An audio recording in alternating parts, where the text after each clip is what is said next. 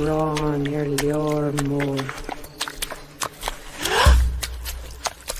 Scoib so and slot, Kirtan chloro cosig mano, and father on.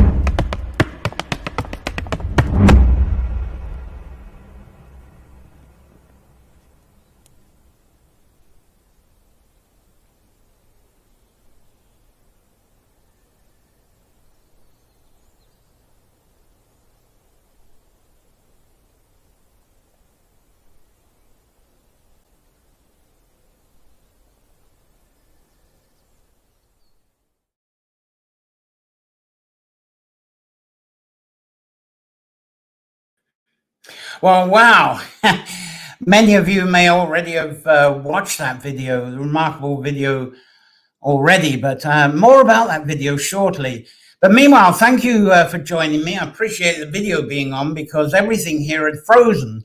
I couldn't have done the show, but now I think we're all fixed and raring to go for our weekly time of exploring nature-centered folklore, connecting this to your favorite sanctuary space, and expressing inspired visions from your sanctuary through your poetry, writing, art, craft, even dance, of course, and problem solving.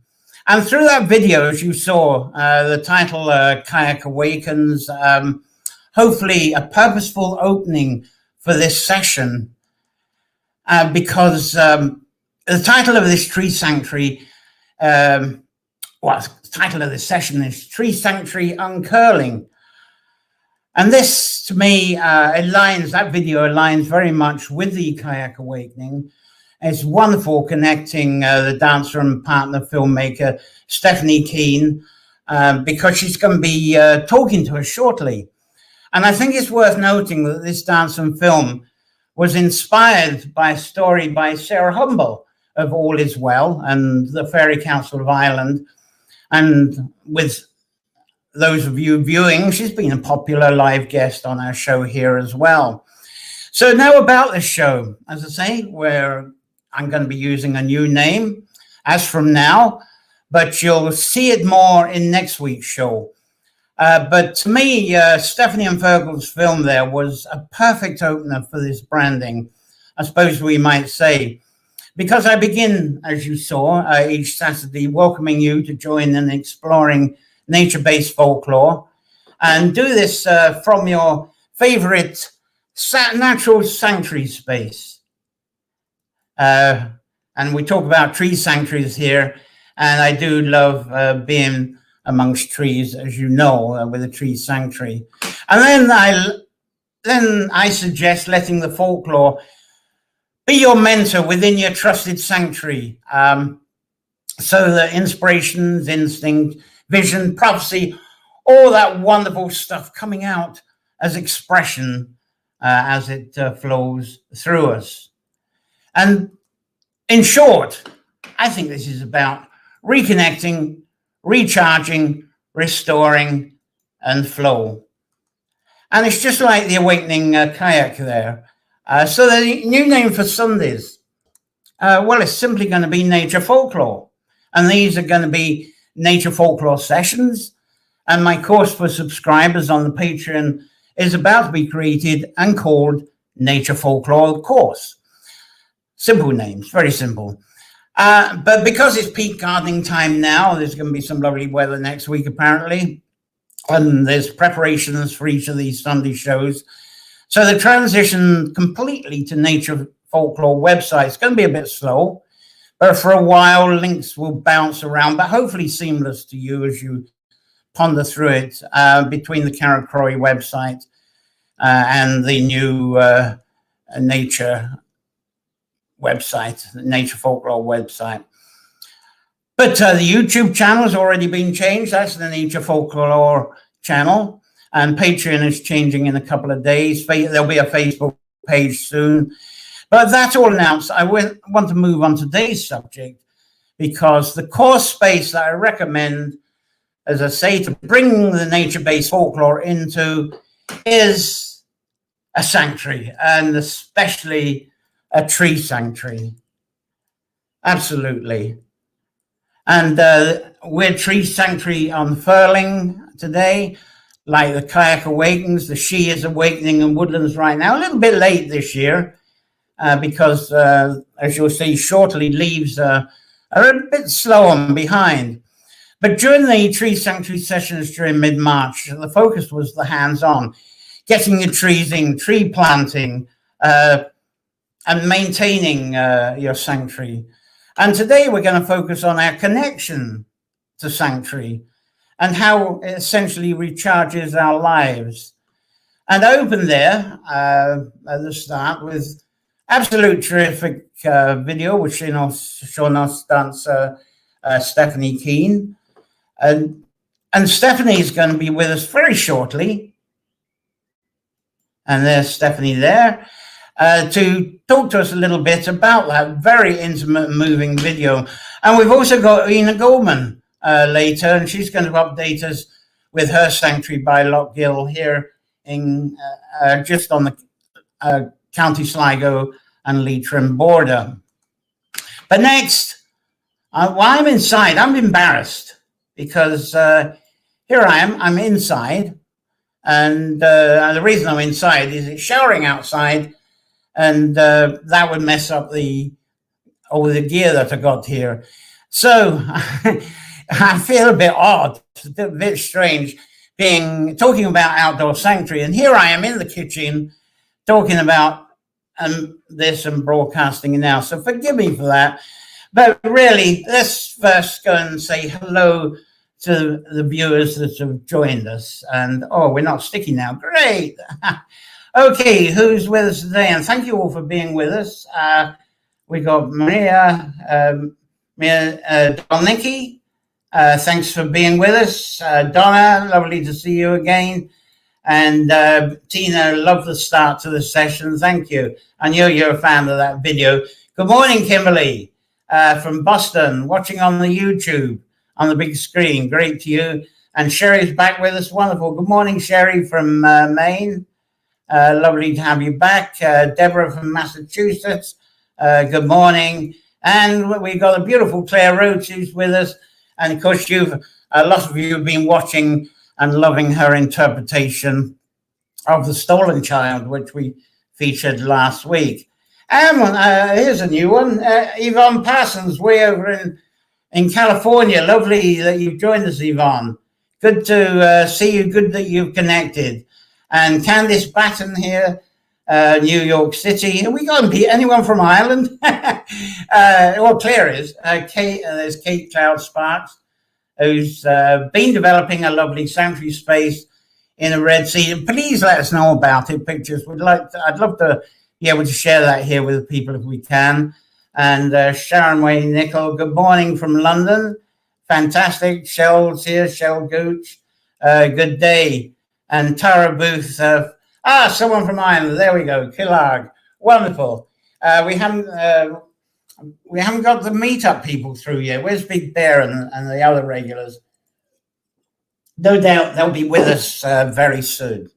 Anyway, lovely. Let's get way on with this lovely show. And as I was putting the storyboard for this show yesterday, I paused to join in the discussion about forming community cooperatives, tree planting, native tree cooperatives around Ireland. The idea to buy land and turn them into rewilded and native woodlands.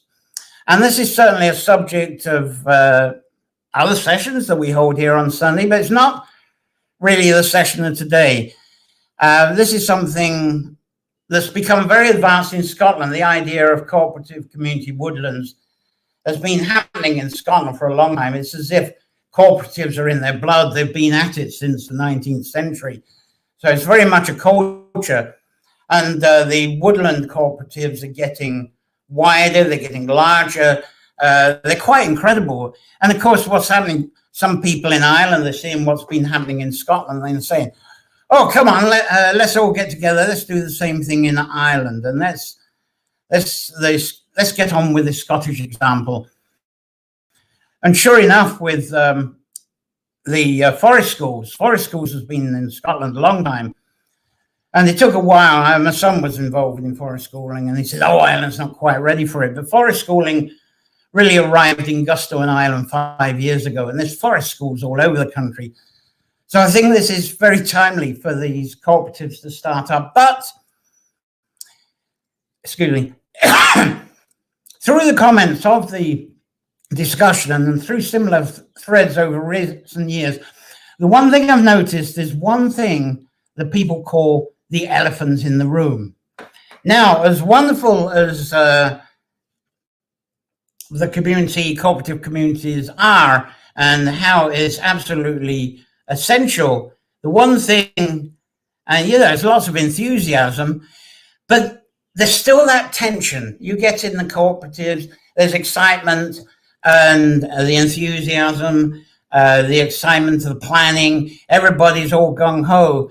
And then you get to the negotiations around internal politics, individual ideas.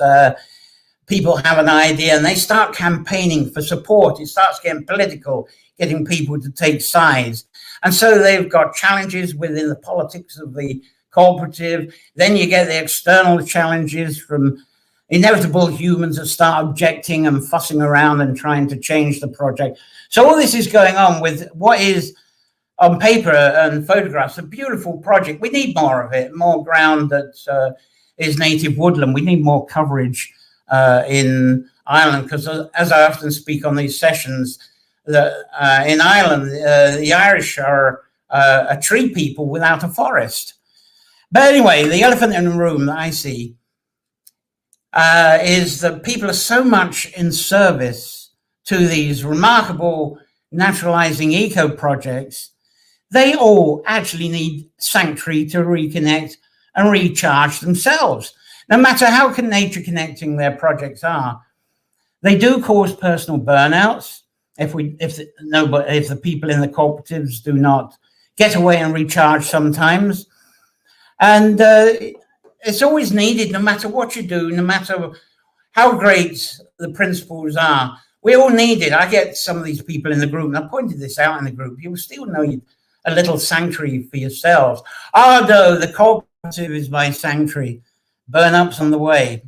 We need that sanctuary so that we can recharge and rejoin with vision, connection, and lovely unity again. I mention this because I had some of these people, before I looked at the groups, they were actually asking to be on today's Sunday sessions, and they really wanted to talk about their community woodland projects today. But so I had to gently explain, no, this is about sanctuary today, and that's the theme this week. But we will have sessions like we have in the past to introduce these wonderful projects to you. Anyway, through their communications, I could even feel the burnouts approaching. So Lisa, let me drift back into the theme today, which is woodland sanctuary uncurling. I got a picture to launch us on that. There we go. That's definitely woodland sanctuary uncurling there. And I said I'm a bit embarrassed because I'm inside talking about sanctuary when it's showering outside. And I've just lost my screen. And I'm inside because the showers would damage the gear, as I said. But last night I was poring over suppliers. I was on the web looking at the browser, looking for suppliers of dome-shaped gazebos and waterproof cover, and maybe as a bit of a compromise in future. So, of course, I feel a bit of a pledge drive coming on. Anyway, it's something to think about. But it's not all lost with my ethics with this, because noticing this weather forecast, approaching, I did record a video outside in the tree labyrinth, just in case it was going to rain today. I did this on Friday. So I'm going to get it up here. And again, this is where I was sticky and get it for you. And this is what I came up with. Sorry, the actual audio on this got cracked up. So hopefully by now I've played you the video, the Jewish kayak, the awakening of the kayak. Hope I've had permission to actually play that. If not, I'll give you a link to the video. But I did hope to open this for today's Sunday session, which is about tree sanctuary. It's the core of what we do on Sunday sessions.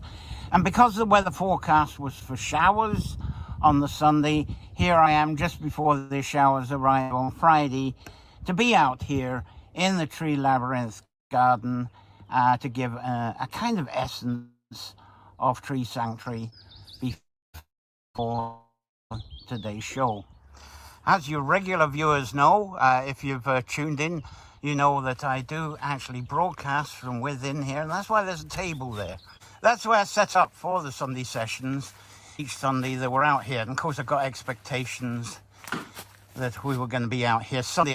So to keep the feel of tree sanctuary, which is the core of today's subject, in mid-March I talked about the creation and maintenance of getting a few trees and making your own tree sanctuary, or finding a space where you can do that for yourselves. So I thought, to get in the ambience of it, let's have a minute or two in this tree labyrinth, which of course is my own tree sanctuary here.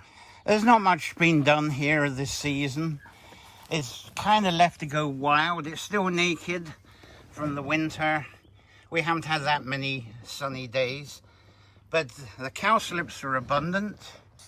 I'm just slowly winding myself through the first stage of this labyrinth. I tend to call the sort of purgation spot. It's where we disconnect ourselves from being wired, I suppose, and all the things that sort of stress and demand us.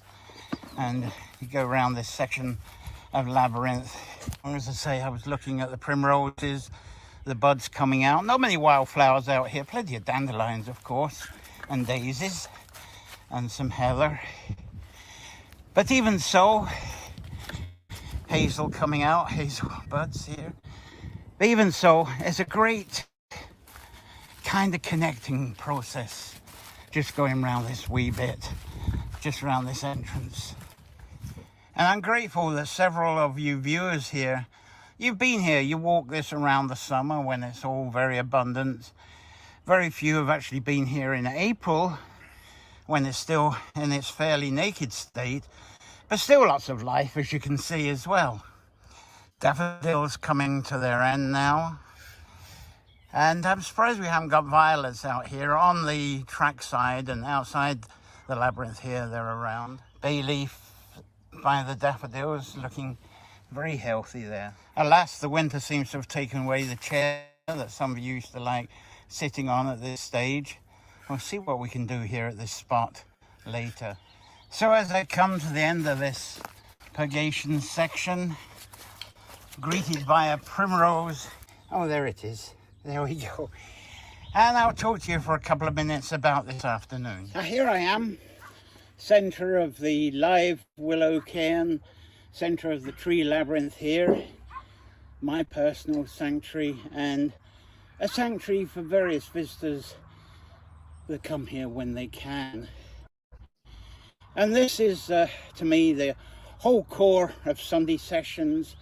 It's where I invite you to take an element of nature-based folklore, of course, and bring it into your sanctuary space.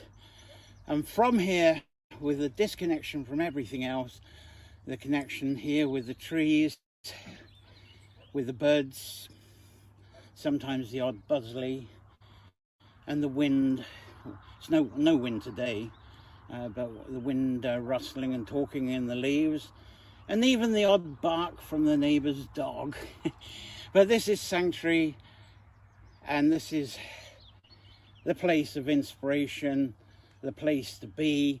And what I'm going to encourage this afternoon is for yourselves to actually have a space like this, and how it's such essential nourishment, and how it gives clarity, how it kind of smooths the stress, and yeah, it really sort of rebuilds you. So you just go ahead and do your stuff when you leave here with a lot more confidence, a lot more grounding, and realizing pretty much that anything is possible. So I hope you will enjoy this afternoon. This is me pretending that it's Sunday afternoon, because the forecast is for showers. The equipment would be messed up, and I will be talking about the idea of possibly putting some enclosure in here for wet days, maybe some kind of bell tent, dome tent, gazebo, if something can fit in here.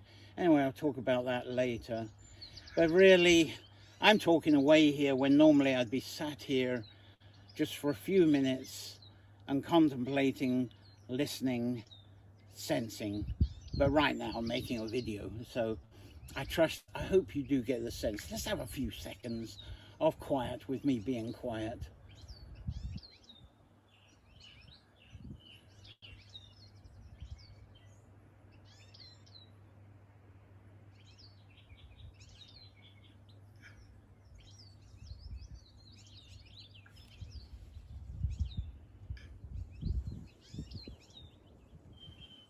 The center of this labyrinth space, this tree labyrinth, I tend to call the illumination spot, where we are centered, where we are grounded. And to me, this is where the inspiration comes, the visions, the prophecy of our presence, all that great stuff that we yearn for, we hunger for. And then we go into the third part, which is unity with all that you've connected to, the folklore that you've used as a kind of mentor for your inspiration. Now you've got this vision, and you synthesize the two together. This is the section of the labyrinth where you're unwinding and there's unity. So I'm going to spend a few moments going through this unity section, as I call it, of the tree labyrinth. Not much in the way of leaves here. Service tree blossom. And I pray for apples. We have apple trees, we have hazelnut trees in here for nutrition and for vision too. For a moment, heard the first cuckoo and switched on. Cuckoo's gone silent. The last catkin hanging on here with the order. Oh, can you hear the cuckoo? It's in the distance. It's gone again. I love the weeping willow here, and that's a lovely seat for a view outside of this tree labyrinth.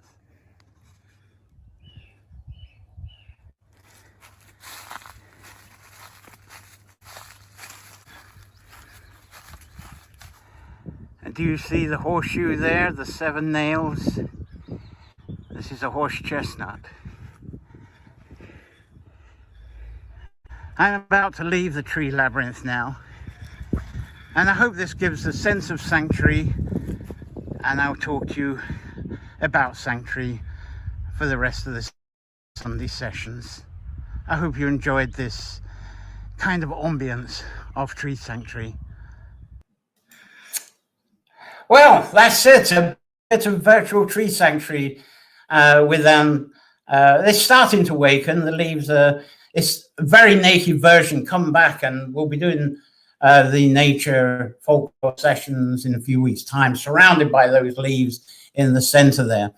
But during this COVID time, I think many people have awoken to wonderful changes, but also some changes that perhaps threaten to take sanctuary away from us before we realize it.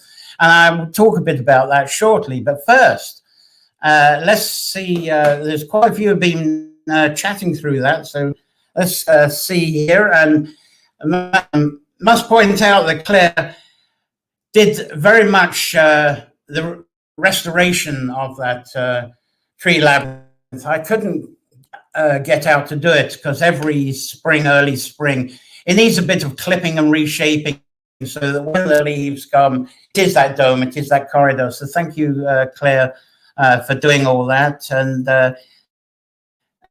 Kate, thank you, Kate, for loving that. Appreciate that. And thanks, Mark. I gave a warning about the audio. We seem to be fairly regular now, so I hope it stays up for you. And Donna's been here and saying how pretty it is. There we go. She loves it. And Donna, we have featured it, but we're going to come back to it. She's quite a labyrinth walker there in New Mexico. And that's me, isn't it? Giving the signal warning. Okay. Tara, who's just up the road, which is absolutely fabulous. Thank you for being here, Tara. Lovely. Thank you all for being present and joining in here. So, before I present the nitty-gritty of the tree sanctuary uncurling, I did mention, and she's been patiently waiting, we have Stephanie Keane here, who was the dancer in the Juicegan kayak, as we said in the Hebrides, the dance film. So, Stephanie, let's introduce Stephanie. Here we are. Hello, Stephanie. We got you on at last. How are you? All right. It's so kind of you to let me show that film, because I know people watching, and myself, I did post it on Facebook, and there was lots of wows, and it was quite something. But the first question I've really got, you mentioned at the end, there was a credit to Sarah Humble, and Sarah's been here. She's mentioned the storytelling. What's the connection between Sarah's story and how you interpreted it in dance? Well, I should bring you back to the very start of this piece. It was commissioned by a woman called Edwina Guckian, and she puts on a festival every year, a percussive dance festival, and all different kinds of Irish dance.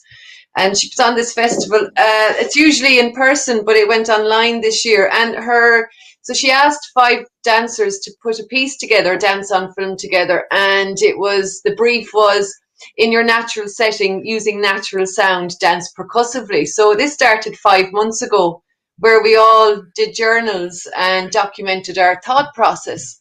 And of course, I live in East Clare, which is bombarded with quilter forests. And I kind of wanted to highlight that. And through the process, I've been going to the woods, and I've been going to the lake, and, you know, in the nature around me. I'm surrounded by nature here in East Clare. And I focused on the 5 elements of nature, something to think about in our thought process. And my last element was spirit. And I was sitting in the forest one day, and I'm like, you know, connecting my own spirit with the spirit of the land. And I was like, who can tell me what I need to know?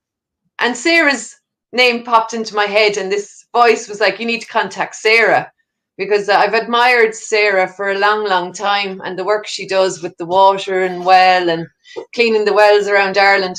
And it was Sarah who said, "Oh, you need to tap into the kayak." And I said, "Oh, yeah." And I've read about the stories of the goddess and what she symbolizes, and that's when Sarah then wrote the story Dúisig Cailleach, and that's where then I kind of went with the film piece and brought in the elements of death, birth, and then rebirth again, those 3 elements, and connected with that. And then I contacted Fergal Scahill, who is up the road from me, and he's a musician and filmmaker, and he's a lover of nature also, so he was a great man to connect with and collaborate with. So Sarah wrote the story of the Cailleach awakens, and the story goes that the Cailleach awakens, and she's walking the land, and she's wondering where all the native trees are gone, where the holly is, where the yew, where the ancient oak is gone. And she comes across these monoculture plantations, and she comes across, you know, the death and the destruction of that way of forestry. So that's my connection with Sarah. Oh, that's brilliant. And you launched into the whole background, so I didn't need to ask the questions. That was beautifully presented. And it just stunned me, and honestly, it was a huge inspiration to me. The whole waking up, because I've been saying this is like the change. I'm always talking about nature folklore, and I'm going to, after speaking to you, I'm going to give the reasons why, because we're so much wrapped into things that take us away from that, like you were saying, the stand to attention, monoculture, forestry, and how that kind of wrecks the land, it can wreck the water, it isn't in connection. And we bring up on the sessions here about that idea of through the Booking of Invasions, when the Gaels came, they were tree people, and now suddenly here's a country that's suddenly tree people without a forest, and they forgot they are part of the forest. So I think it's beautiful the way you've illustrated that through dance, and the filmmaking is really magnetic. It really grabs you. I that's what got me, the photography and the filmmaking. And I think the last thing a person thinks of is someone going out into a clear fell bog and doing a dance and getting onto the beach, into the water. And I just love the emotion and the feelings. You really drew a lot of connection just through the dance. That's what I find remarkable. Oh, thanks. It's as if it was a carry on. Oh, it was when I'd always had it in my head to highlight what Caoilte is up to in a positive way or a creative way, rather than, you know, bashing them verbally. But it's part of the reason why I wanted to do that is because Edwina Guckian, she's a dancer, choreographer, community activist. She has many fiddles to her bow. And she's a huge positive advocate for the planting of natural trees. So I really wanted to, in some way, highlight that also, because she does great work up in Leitrim, trying to get people to wake up to this kind of forestry. You know, she's surrounded by it up in Leitrim. And when I went to Caoilte Forest and we started filming, my stomach turned, John. It turned. I thought I was going to get sick.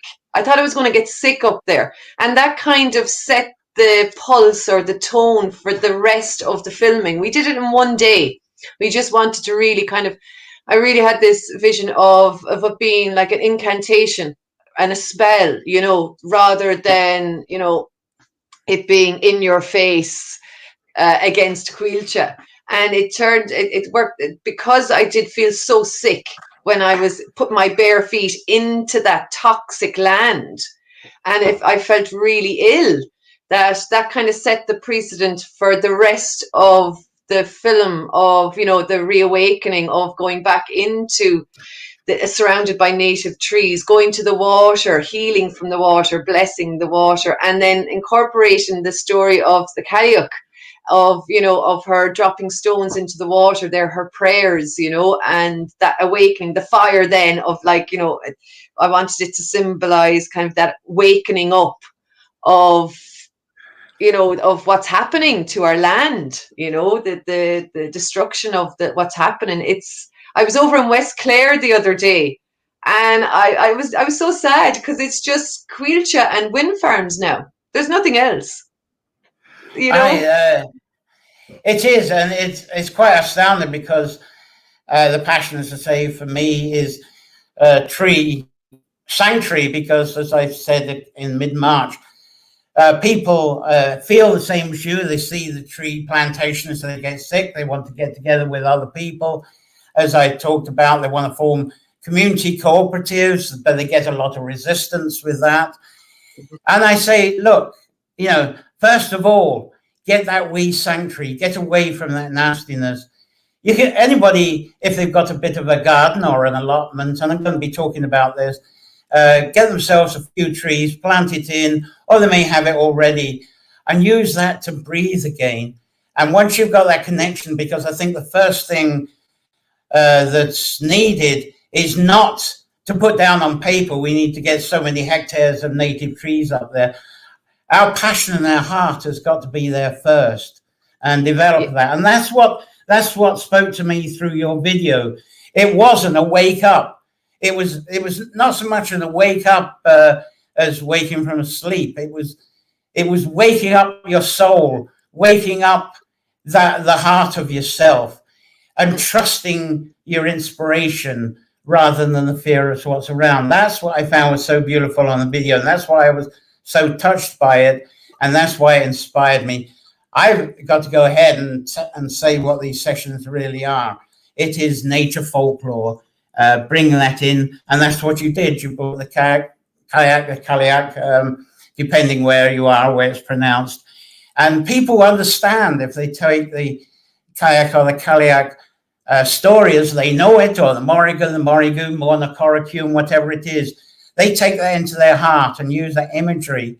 It gives them the visions of what to do. And that's what I feel your amazing dance did. That's that's why I love that so much.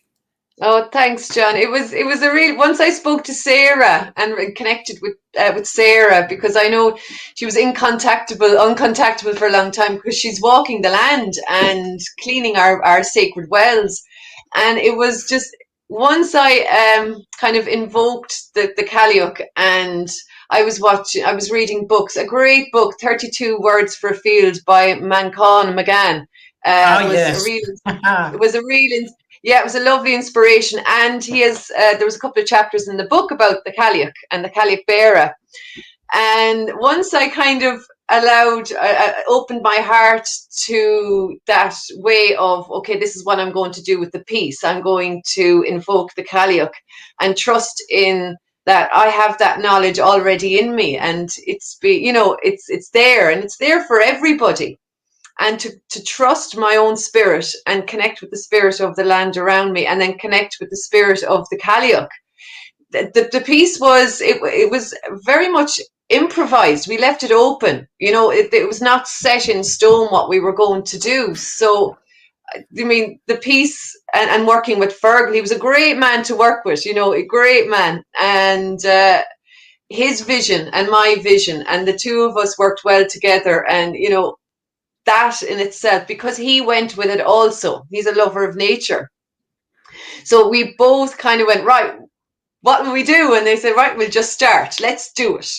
So it was really the spirit of the Cailleach and the spirit of the land really, for me, kind of was how I found my path. And what came out at the end of it was really connecting. I connect with nature every day. I'm very lucky that I have native trees around me. My house is known as the hidden house on the road, because it's the only one surrounded with trees. And it's just that, you can do really simple things. I also felt, John, that more people need to go and sit in these quilcha forests. Exactly. It's still our land. It's like they cut them down and they look ugly and they look, whatever. It's like apocalypse. But to go and sit on those tree stumps and actually connect with the land in some way, instead of it being like, oh, we can't go there. Yes, we can. We can go there peacefully with love in our hearts and sit on those stumps and let the land know we haven't forgotten about you. We can walk through them and try and, because their spirit is hurting. Their spirit is really, really hurting. That's what I felt up there. My stomach did a 360. It was like, whoa. So I can certainly understand that. And look who's watching now. We got Sarah Humble. Sarah. Hello, Sarah. Hello to Sarah. Wonderful. And Claire Roach is loving it. Yes, I'd love to go on for a long time on this. And we're definitely going to have Sunday sessions on this. But I'm going to go back to the idea of starting with our sanctuary, but that's definitely a point. And Ina, she hasn't come on board yet. I was hoping Ina would be with us, because she's just doing this. Where she is converting what was a land that's been clear-felled into a wild sanctuary. So I hope she comes on. But I'm going to have to move on, Stephanie, and it's been so lovely and all too short. And I hope we'll get back to you again. And I'm going to be putting links for yourself, Edwina Gookin, because her videos of story are fabulous. It's just amazing, as you say. She really Yeah, and uses she did. dance. She, Yeah, and she did a wonderful piece for the Dance on Film piece called Rooted, where she danced. She Yes. wrote a letter to the trees in the old Ogham language and danced the letter. So Edwina Guckin, people could connect with Edwina. She does a whole lot more than I could ever do through her community activism and her love of trees. So she's on the internet. Arc Dowsa is and the Leitrim Dance Project, if people want to connect with that also. She's a wonderful woman to connect with and get things done, you know. So it's all thanks to her, really. Well, Ina is watching at least. I don't know. I couldn't get a call with her, so I hope she's connected. She says, I'm here. So I hope you can log on shortly, Ina. And I'm going to have to say farewell to yourself just now, Stephanie. Thank you for your patience. I know we had a struggle getting you on last night. It's been beautiful having you today. It's been a real gift. So thank you so much for being with us here on What's Now, the Native Folklore Sessions. Thank you so much. And we'll see you another time soon, I hope. Thank you so much. Thank you, Stephanie. Wasn't that special? Absolutely. Let's see any comments. Ina's around. Where can we see these dance videos? I'll give the YouTube channel links. It's quite easy if you actually, if you actually go down through where I actually presented Stephanie with a video, if you actually go to that YouTube again, and you'll see it's on Edwina's channel. Click on Edwina's name, and there you'll get the channel with her videos. That's the best solution for that. But I'm going to, after the show, I'm going to put links into your comments so that you become aware of this. And now everything's sort of going haywire here. Let's get back into the business. So Tina's making a comment here, if I can get her up. Sorry, I'm freezing again. There we go. There's Tina. Planted, yeah, she's got an amazing area. She's right in the middle of a place just like what you have, Stephanie. And it's interesting to follow her developments as well. But thank you. That was, as I say, that was so special. And as I get around the technicals here, I'm going to move on to the essential nourishment of sanctuary, because to me that is the starting point, and that was really what the theme was today. But it was such a gift to have Stephanie. How can we avoid it? And that is the launch, I think, of where we're going to go from here. Is absolutely fabulous. But for many years ago, it seemed their homes and gardens anyway. They used to be our sanctuary, weren't they? Anybody remember those days? I'm going to be running a bit of overtime today because we've got some pictures and stuff to come up. And we got Ina, I hope, if she can come online. Many of us may be now in smaller homes, apartments, certainly more homes that don't have gardens like we used to. A lot of people perhaps say they don't like gardening, which is an intriguing thing, but I think that's changed under COVID. But people, when they're in apartments, they achieve wonderful things on their balconies. I love seeing balcony gardens, something like this and this. And also people, they make something of it, the fancy indoor plant arrangements, of course. And the allotment movement is definitely reviving big time. It's becoming very popular again. And that can be also a different space for us. That can be a sanctuary space, very different to community gardens, because an allotment really has amazing sanctuary potential. And Jeremy Corbyn and a friend of mine from school, Stephen Pound, he was another Labour person in the UK, and he was the Minister of Culture, and then he was the actual Shadow Minister for Northern Ireland.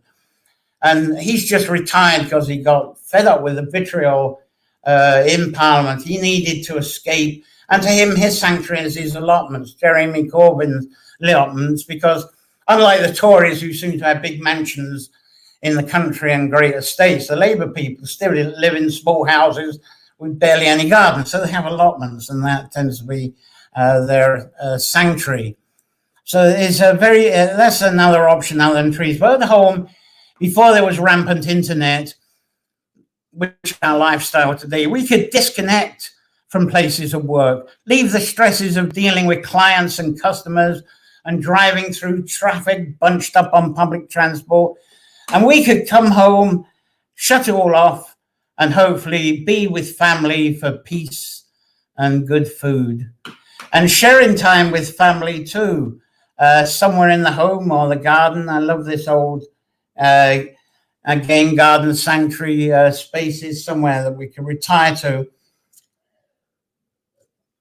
And yesterday I was in the farmers market, Boyle Market, and for the first time I actually got talking to someone and had a cup of coffee.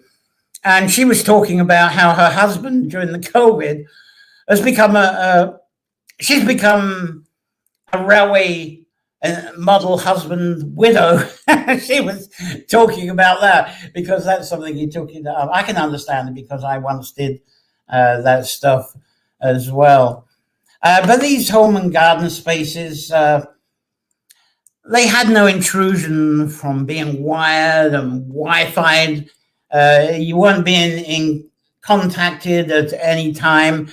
And not so long back as human population was urged to move from rural settings into the urban for the high paid and so-called more professional careers than being with the land or the wood.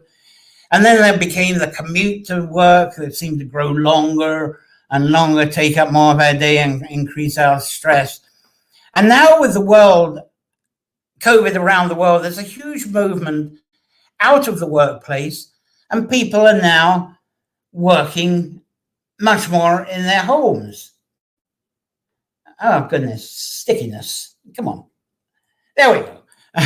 And obviously she's checking on her Facebook by the looks of a company there. And our homes once were sanctuaries have now become a workplace. And so have our homes stopped becoming sanctuary lately? So, if this is what's happened, where can we go to for sanctuary now? I'm biased because I've never found sanctuary in a human-created building anyway. Even in churches and temples, I seem to pick up the control tension of why they're there in the first place, and I don't find that relaxing. Indoor yoga rooms is another one with their controlled environments. I also find that oppressing. So for me, sanctuary, and this is very much a personal thing, has to be outside.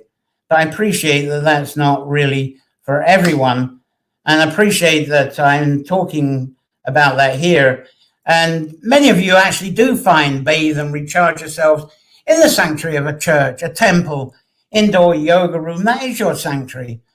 But when I talk of sanctuary on today's show, it's nature folklore sessions now. So I'm focusing on the outside, even though I may be embarrassingly inside today broadcasting. And I talked about the idea of a dome or gazebo tent. Let's see where that goes. Anyway, the tree sanctuary is the core of these sessions, or a peaceful garden sanctuary. A lovely peaceful garden sanctuary can definitely do the job. Excuse the sticky pictures today, but there you go. There's someone's garden sanctuary, which is lovely. Well, that's a great alternative.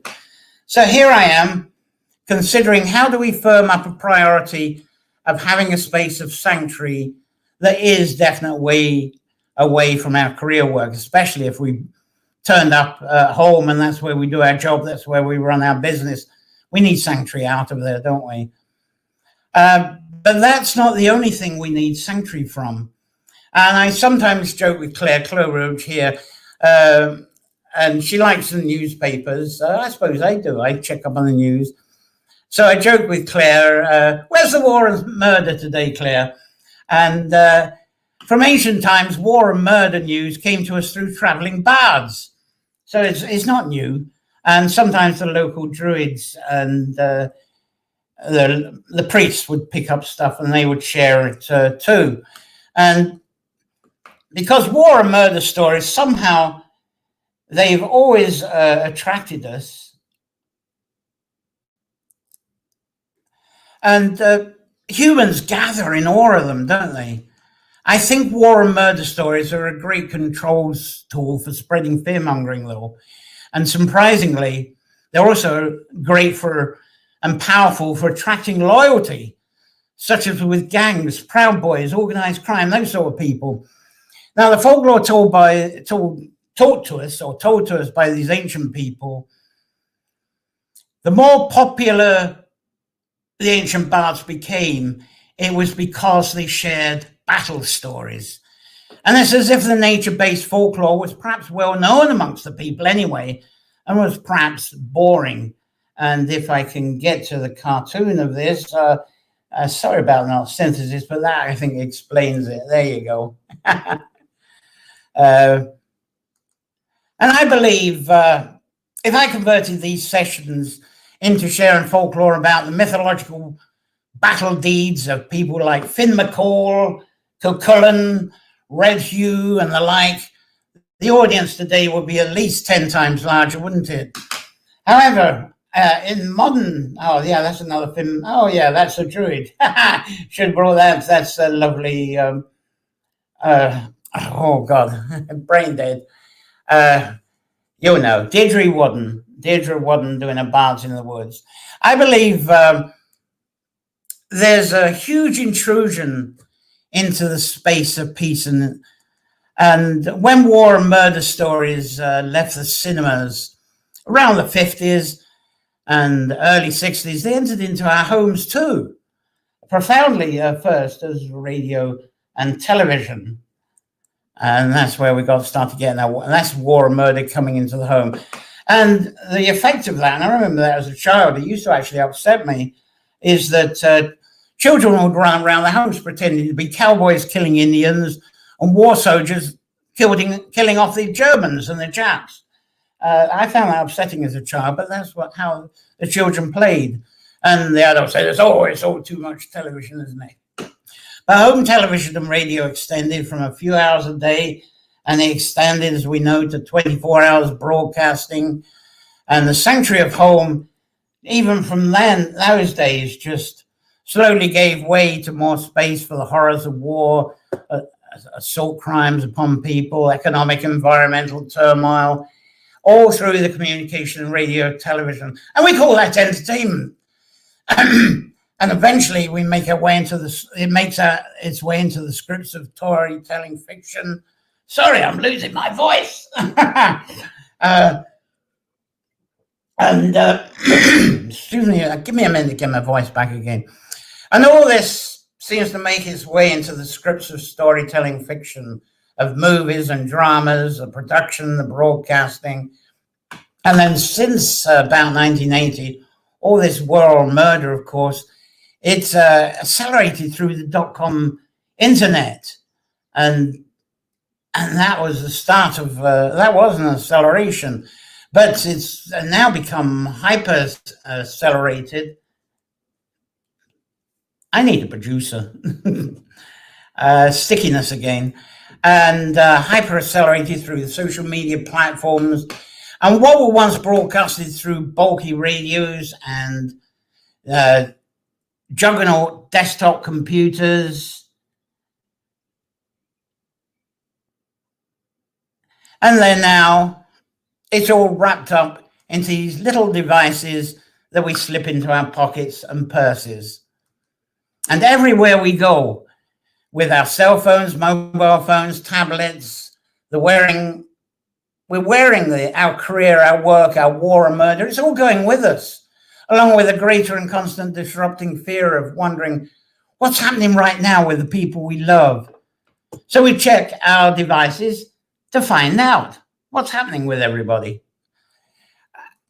And then we use our little device to send messages and emails back. And by doing so, we often end up breaking up conversations and the experiences we're sharing with the person and people in our company. And how many times do we say to someone who's reaching for a phone or tablet, couldn't that wait until later, like we used to do? So today, for many of us, it can be around-the-clock cacophony of beeps, bells, tunes, all urging us and enslaving us to believe there's always more to be done. More to find out. More and more that adds weight onto our minds. And how often do we respond to a device beep to check the latest social media comments and be confronted with the annoying, conceited remark of, do your research? So is there still a place to hide from all that? And many of you watching can probably recall the past days when work, communication, family time and their own spaces were to recharge. And they were separate, manageable spaces from our lives. Here's an old world texting.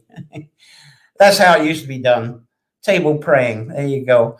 But anyway, do anybody remember those days when it was all separated, that we could recharge? We had spaces. We had manageable spaces in our life for silence and recharge.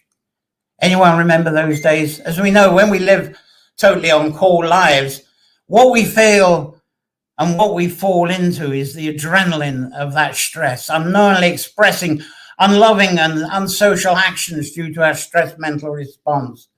And we can't quit our jobs, detach from needy loved ones and escape medical challenges. But I feel it's so essential to discover, protect, treasure, and bathe in a space where we can temporarily break and recharge. And this is a reminder that we all need our sanctuary. Can you relate to that? Can we have a few amens for that? Right, let's get on to sanctuary. I firmly believe that personal sanctuary is not only important for mental, emotional, and physical benefits, but also when sanctuary recharges us, we can return to happiness within our interpersonal relationships. And enough of that preaching waffle. Let's talk about what is personal sanctuary. To me, it's a place to refuel, recharge, rest, and relax. It's where peace is without disturbance from the outside world. It's a place, after where we've been there, we have the fortitude to return to the world again. A personal sanctuary, a place where we can give ourselves permission to spend time there without feeling guilty. I had a guilty picture, never mind. And since computers and televisions have now spread into many rooms, we no longer have the separate TV room and office room to enclose them. Our homes are no longer perhaps natural sanctuaries. So we've got to become proactive in creating sanctuary. And that's the theme I hope we're marking out now. And even a wooden pergola or a gazebo with a heater, that'll do the job. But if you don't have a garden or a lovely backyard sanctuary, you can still enjoy, say, the pergola with a heater. And that compromise still feels like a better connection to the outside nature than what we may feel in the home. But if you haven't got a garden, you want a sanctuary in your apartment, maybe soaking in a bath, maybe with Epsom salts, essential oils, and perhaps a bathroom with a large window. And through the large window, you can watch the birds and maybe any wildlife that passes by. And watching squirrels in the treetop. That's a famous urban one, a popular urban one. All the foxes, urban foxes.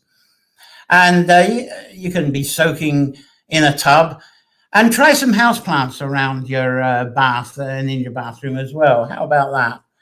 And maybe you regard an altar. You've got a silent altar in your home. That's a sanctuary. That can be wonderful. But as this is a nature folklore sessions, I'm focusing on the outdoor sanctuary. And the presence of water, that's a lovely thing. Have that in your sanctuary. The trickling sound, people love that. And this is why people go to the beach part of the time. The sound of the water lapping, that soothes us, doesn't it? And wind chimes, that's another one I love. They can be soothing because humans do love music. And one thing I bring up from time to time during these sessions is also allowing sanctuary space-time to flow expressions of your visions and the prophecies that you have of your present and where you're going. And the first wonderful thing to do, as I've said before, jot these visions down into journal writings, random drawings, doodles, fantastic. And one important thing is not to be tempted into bursting into writing to-do lists. I've seen that in the tree sanctuary here, where I've suggested to people, when stuff comes to you, the visions, just draw it, write it down. And I see people, they start listing things. Avoid that if you can. Perhaps one exception is when you have a problem. You get a vision of how to solve a problem, maybe. But try to avoid even doing lists then. Try to avoid words, perhaps use a few drawings. There was an example I was reading about, I forget his name. There was the person who designed the pyramid stage at Glastonbury Festival. He actually passed away about a year ago. And he had gone up the tour in Glastonbury and he was just lying there in the sun. And he fell asleep just in the calmness of it all. And he had this vision of this pyramid. And I wish I got the picture, thought about this and got the picture. It's a beautiful picture that when he woke up, he drew of this pyramid. And it had trees and plants on the outside and trees and plants inside the image of the pyramid. And he took this along to Mike Leavis. He said, that's how your stage should look. And Mike Leavis said, yeah, that's great. And so it was built, and I wish I could remember his name. Anyway, you can look it up. It's on the Glastonbury Festival website. But he went on from then to doing the dome and the architecture of the Eden project down in Cornwall, and the various Eden project and other eco establishments around the world. So every time he starts with a vision and a picture, he doesn't have a to-do list. I think he gets other people to do the to-do list for him. So before any expressions such as journaling, I'd say allow yourself at least 5 minutes of stillness. And many people may be surprised that they've actually lost that ability of stillness. That's why they do to-do lists. And the 5 minutes of stillness can seem like an eternity and a hell eternity. But once you discover how 5 minutes recharges you, suddenly that becomes 7 minutes, and then 10 minutes. And then it works up to an hour or more. And at that point, you're in your tree sanctuary, or wherever your sanctuary is. It doesn't feel like an eternity anymore. After that hour, it starts to feel like just a minute has passed by. You wonder where the time's gone. So the beauty of achieving recharge from stillness is the incredible feeling of wholeness and inner nourishment. And I do find the personal recharge from stillness erases all that mentality charge notion that the universe is out to get us, all that conspiracy theory stuff. And from that recharge of stillness, we seem to feed ourselves with a trust that all things will ultimately turn out just fine. And from sanctuary, I feel that we can cultivate protection against someone else's rage or abuse.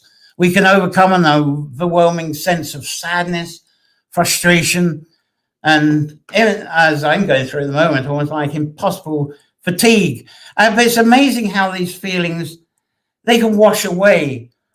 And despite what New Age chatter is about, human living is always about including troubled times. We can't avoid that.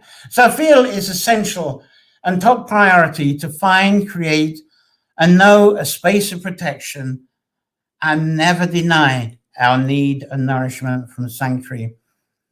And this means that troubled times don't consume us. And by cultivating and visiting our sanctuary space daily, or whenever we can, we might need to travel away from home from that. But we acknowledge that our peace, wholesomeness, wellness, and natural beauty, it is worth a few moments of our time, starting with that 5 minutes, maybe 7 minutes, 10 minutes, and that hour that just disappears. And maybe we should call that stillness timeless time. And sanctuary to me is the core of what's now going to be these nature folklore sessions. It's like the trunk of a tree, being close to the ground. Below the ground of that is a whole pool of inspiration, and the nature folklore of that I bring up, especially around autumn, fall, so on time. And it's through nature folklore, such as our visions of the sea and water, it may trigger off this wonderful vision. And then the tree and branches above are like the visions, that's something else. They're like the visions in our journals. You know, we look above from the ground and look above all that can be created. And all along this, I refer to the Orm too, because the ancient language also starts from the underground and it stems up the trunk. There you go. It's a language that starts there, and it communicates symbolically from the ground upwards through a sequence of branches. Well, I've rambled on through this one. I think adjusting to a new culture of sanctuary is so essentially important to us. And to learn more about sanctuary and sacred space, keep meeting up with us on these, what's going to be nature folklore sessions. There's going to be a lot of folklore, a lot of live guests to support this. And watch at the back archive editions that's already there, that's on now the Nature Folklore channel. And you can subscribe to the Nature Folklore course, which is always uncurling. So I'm going to go over to you for a couple of minutes and see what you've been saying, because I did waffle on perhaps a lot more than usual, but I think it's an essential point. Ina's lost the link. We're going to see if we can get some Ina on. Excuse me for a minute. Ponder on that, and I'll get to Ina to get her on board again. She needs a link to get on board, and I should have it instantly. We used to be able to send the link direct. I don't think the message thing goes. Not sending. Now what's right? I'm going to try and excuse me a second while I get Ina on board for us. And I'm going to try and get her onto Messenger. Right, there we go. I can send you a link. Let's see if I got you. Great.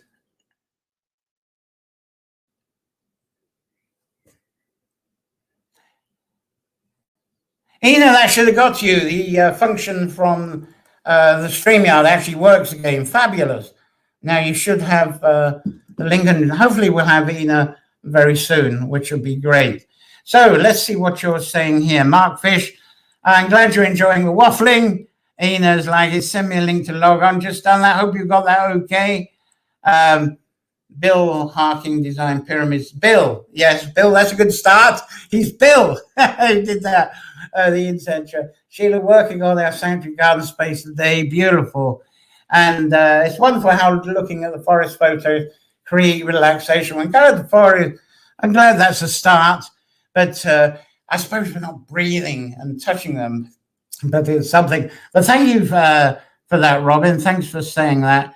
Bridget, loving it all today. And of course, Bridget is very much a sanctuary person. She's got trees and woodland around her, and she's got the most gorgeous garden. As I'm often saying, Bridget is a typical tourist woman. And I'm so jealous of tourist women, because it's as if they go out into the garden. They don't do anything, because Taurans are known for being relaxed, and the minimal thing does wonders. It's as if she gets up in the morning, she's got this wand, maybe she's got a Lusharon wand, and she waves it, and this garden, she's here. It just grows itself. It's absolutely remarkable. I've never seen anything like it, and I've seen this with various tourist women. Absolutely stunning British garden. Navina's enjoying the pictures there. And there's Robin going back into the memories there. And Navina came up with they came up with the Amen Great. Someone did anyway. She's in, actually, Davina's just moved into a very Amen area. So she's getting into the spirit of where she's living there in South Virginia. Sarah, she's put the link. You can go to the link there. Yeah, and that's the Stephanie Keane video, and then you can get to the Edwina channel from there.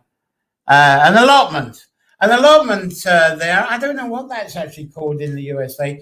An allotment is when you get, it's a piece of land. It's usually owned by the council.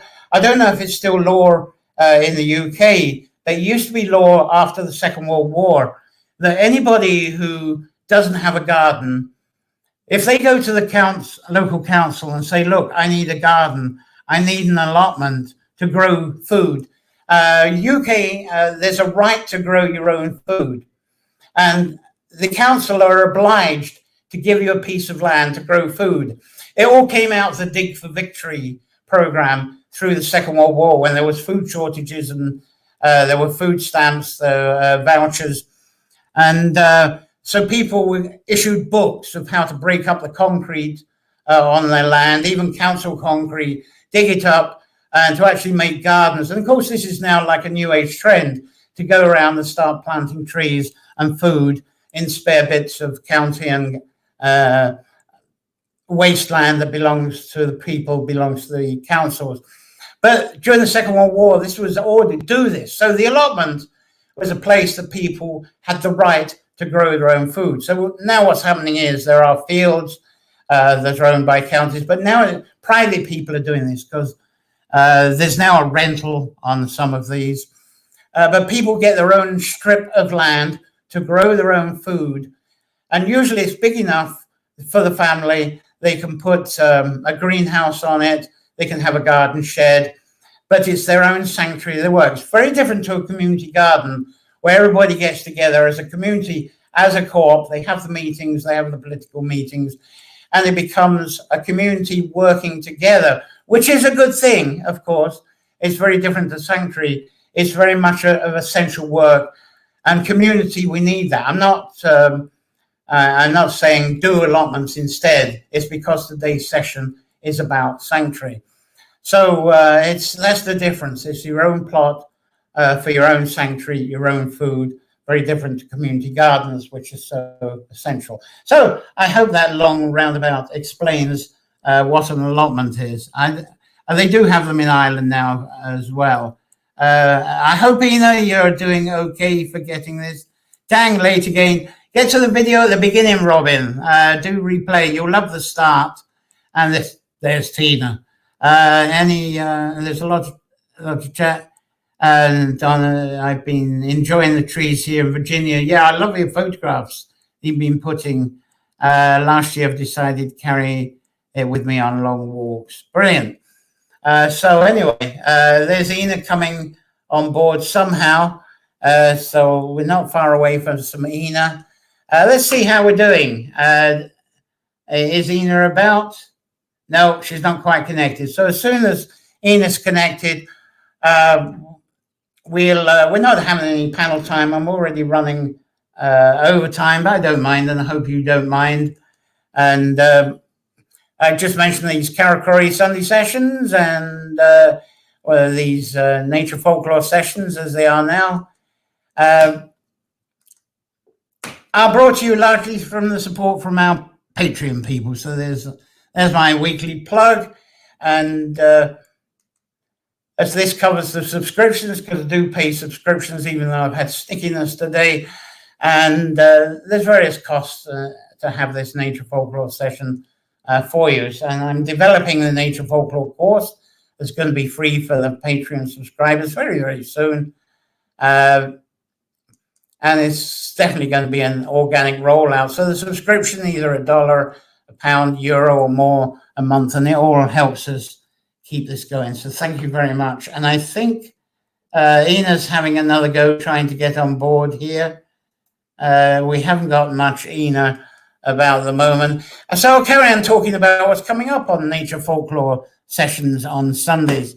And then on the 25th of April, which is next Sunday, we have food sovereignty versus food security, because we're well and truly getting into our gardens now, I think. Very much on topic for this time. More and more of us are growing food, especially during this COVID time. And if we're not growing food, or in conjunction with growing food, we're supporting more and more of our local growers, much more than we used to, I think. And then on the 2nd of May, we get right into the folklore with Beltane flowers and Maybush folklore. And that's truly into the folklore of that holiday. It's the holiday weekend, which is not really the real sidereal time, but we celebrate, Beltane Island celebrates that weekend, and this is going to be the Sunday the 2nd on the holiday. And I'm sure, and hopefully, that we will have some storytelling guests at that time, and poetry guests. And it's a reminder that the ancient and more accurate point of Beltane here in Ireland is 7:36 a.m. It'd be something 36 a.m. wherever you are around the world. And this is here in the morning of Wednesday, 5th of May. And then on the 9th of May, which is pretty close to that Beltane time, we're going to have fairy stories for May. And that's self-explanatory. And hopefully we'll have more guests right then. Ina's still struggling to try and get it on board here. And any more comments? Thank you. We have Austin Community Gardens, where people ask for plot to tend. They're usually in half an acre, so, but each plot is much smaller. It sounds similar. I don't know what to call them there. The allotment areas can be quite massive. Some of the allotment areas in some of the cities are over several acres, and it's amazing they've managed to preserve them and not allow property developers to do the brown envelope stuff and take the allotments away. That hasn't happened. The allotments are very powerful, and it's in tradition, it's in the culture, and it's still sticking there. And it's lovely if every nation, as we call them now, we actually do that, because community gardening is very tribal, and I think that's why that's essential. We need some tribal activity as well, and that's where cooperatives come in. I'm still waiting for Ina. I see you're trying to get in, but she's quite not getting there yet. She's trying. It's funny. It's almost like in the Star Trek where they're sort of trying to get people to what do they call it? Where they from the planet up to the spaceship. She's sort of hovering in and hovering out. So we haven't got any. But this. At this point, I would say just fingers crossed that Ina's going to get back. But I'm going to thank Stephanie Keane for being with us with the video and talking with us beautifully today about why she did the video, what she does. And also to Ina Guman for trying to log in. And if after watching these broadcasts, if you're watching the archive, do keep commenting. And I do check back and from time to time, and I'll answer your comments. Subscribe and click the bell icons both on YouTube and Facebook, and reminded of details of the next Sunday sessions. So thank you. Ina, any chance? Are you there? It's always like an auction because I've been on an hour and a half nearly, so I'm pretty much going to have to be signing off in a moment. So I'm just giving Ina another moment to see if she could come on. But this is me wishing you all a safe week, that it's full of inspirations, it's full of wonder, full enchantments, and full of beautiful time in your sanctuary. Ina says, sorry, my phone blocks the camera and mic. we'll get you on again. We'll get this sorted out, and it'll be a beautiful sunny day, I'm sure. But thank you very much for trying. So I'm going to be wishing you all well until next Sunday. Play well. Thank you for being here. Thank you, Stephanie. Thank you all. And so it's bye-bye. Bye-bye.